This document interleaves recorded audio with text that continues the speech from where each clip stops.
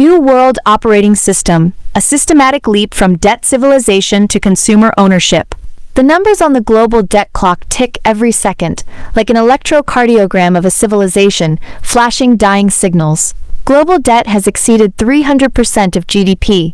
Governments worldwide are fighting gravity with money printers, while ordinary people's leisure time and consumption data flow ceaselessly into the vaults of tech oligarchs via the internet.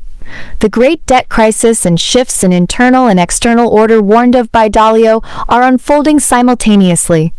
Yet all traditional remedies merely circle within the same old system. The inherent flaw of this system lies in a mathematical formula. Selfishness equals selfishness. Private ownership equals private ownership. It has created a zero-sum game board where players fill every square with debt until the board collapses. To escape this doomed game, we need not better players, but an entirely new board. One system collapse. The old world trap under the debt clock. Cold data from the Institute of International Finance shows that global debt has surged past $307 trillion, more than 3 times the world's economic output.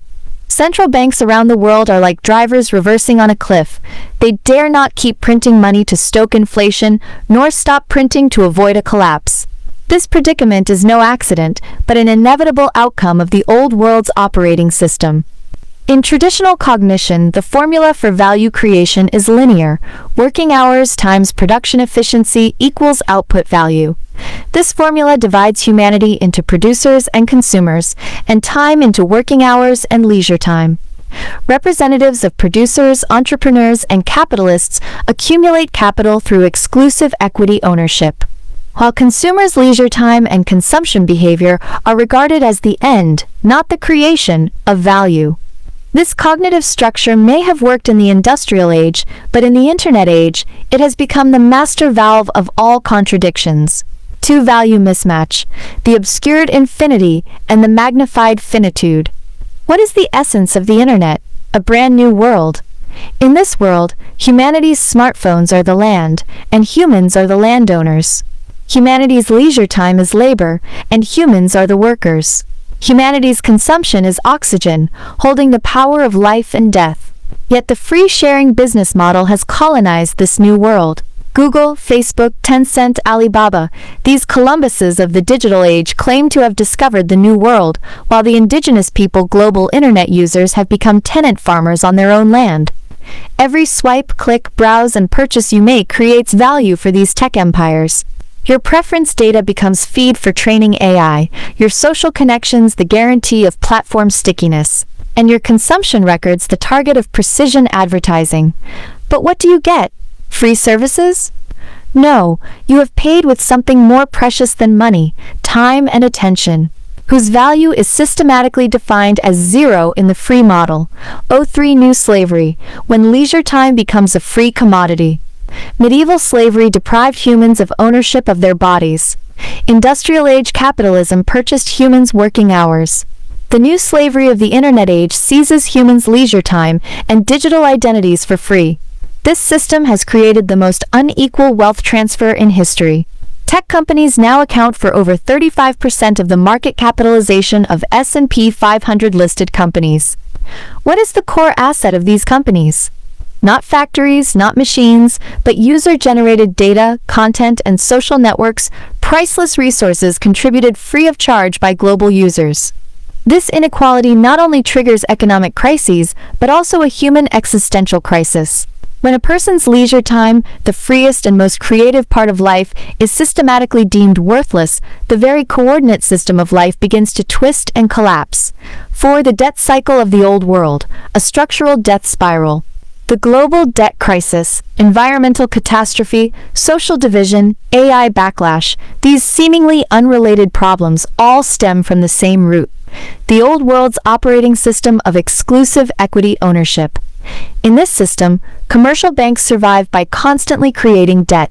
When internet oligarchs monopolize the right to tax consumption data through the free model, commercial banks lose the ability to judge future investments. To survive, commercial banks have no choice but to direct debt to governments, real economy enterprises, and the public, creating an ever-expanding debt bubble. Governments borrow endlessly to maintain stability, enterprises leverage up endlessly to survive, and households go into debt endlessly to consume. What is the end of this cycle? Dalio's cycle theory gives the answer: internal conflict, wealth redistribution, and order restructuring. Historical data shows that such debt cycles peak every 75 to 100 years on average, triggering systemic restructuring. We are standing at just such a turning point. 5. The revelation of the mass energy equation. Economics in EMC. Einstein's mass energy equation (EMC) reveals the fundamental operating law of the universe. Mass and energy are different manifestations of the same essence, convertible into each other through the constant of the speed of light squared. Applying this principle to the social and economic field, we discover a strikingly similar law. Consumption mass and production energy are different manifestations of the same economic essence. Consumers' smartphones and leisure time m, through the internet c, at the speed of light squared, generate infinite economic energy E. In the old world, this formula is truncated, m equals m, with exclusive equity held by producers, representatives, capitalists, and entrepreneurs. EE, with free contributions from consumers. There is no conversion channel between the two, creating a system of broken value flow. In the New World, the formula operates in full. MC equals EC. That is, consumers' smartphones and leisure time generate infinite economic value through the internet, the speed of light channel, and this value is returned to the value creators themselves through the transparency of the internet. 6. The new operating system, a universal public market under consumer ownership. The key to solving the problem lies within the problem itself. The internet is both a tool of new slavery and a tool of liberation. A universal application public market based on consumer ownership is precisely this new operating system. Its core mechanism is simple yet powerful. Sole buyer status. As a coalition of global consumers, the public market becomes the sole buyer, and all global producers, manufacturers, and merchants selling products and services must enter the market to secure orders. Infinite profits. Locked-in total future consumption infinity times n% distribution commission equals infinite profits. Limited issuance of stored value. With infinite profits as collateral, issue a limited amount of stored value as a new medium of exchange. Mobilization of global intellectual resources. Leverage infinite profits to synchronously mobilize global intellectual resources and build an intelligent system under consumer ownership. The mathematical foundation of this system is consumers' selfish cooperation equals selfless competition among producers, representatives, entrepreneurs, capitalists, bankers, etc. Consumers' selfishness, choosing high quality and low price, is a definite fulcrum that drives producers to compete selflessly in pursuit of the optimal combination of technologies. 782 Sharing of Infinity, a new value distribution algorithm. In the Pareto principle 2 to 8 of the Old World, 20% of people control 80% of resources. This distribution is structural, an inevitable result of the exclusive equity system. In the 8-to-2 sharing model of the New World, the structure is redesigned. Consumers 80% dominate the market, and producers 20% receive sufficient incentives. The key, however, is that as the system has an eternal lifespan infinity, enterprise value equals profits times eternity equals infinity. Infinity zum Beifinderbashi don't infinity zum Beifinderarche is still infinity. This formula reveals the essence of the new system, a shift from zero-sum game to infinite game. In this system, every region can participate in innovation like Silicon Valley, and global technologies become shared resources. Work transforms from an obligation to a right, and value creation from labor-driven to passion-driven. 90% of working hours are liberated for creation, learning, love, and life. 8. Unlocking the New World. From thought experiment to realistic path. A thought experiment, Europeans crowdfunding a new retail platform with €1 each, reveals the starting mechanism of the New World. When consumers realize their power and begin to cooperate, global capital and enterprises have no choice but to surrender. The reason is simple. Consumption is the oxygen of the market, holding the power of life and death. Unlocking the new world requires no violent revolution, only cognitive awakening. The internet compresses time and space into everyone's hands, and the speed of light in information transmission allows global consensus to form in an extremely short time. If leisure time is guided by mathematical consensus, a single message can be known by global consumers in one day.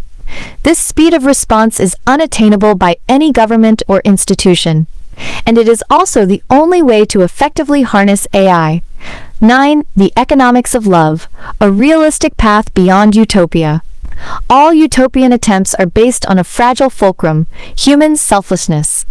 But selflessness glorifies humans themselves, not the system, and thus is doomed to fail. The economics of the new world is based on a solid fulcrum, human selfishness. Consumers' selfish cooperation, and producers' selfless competition, entrepreneurs, capitalists, bankers, etc. This structure acknowledges human nature while leading to system optimization. This is not a utopia, but a land of light, a system built on selfishness and the useless class, glorifying truth and God.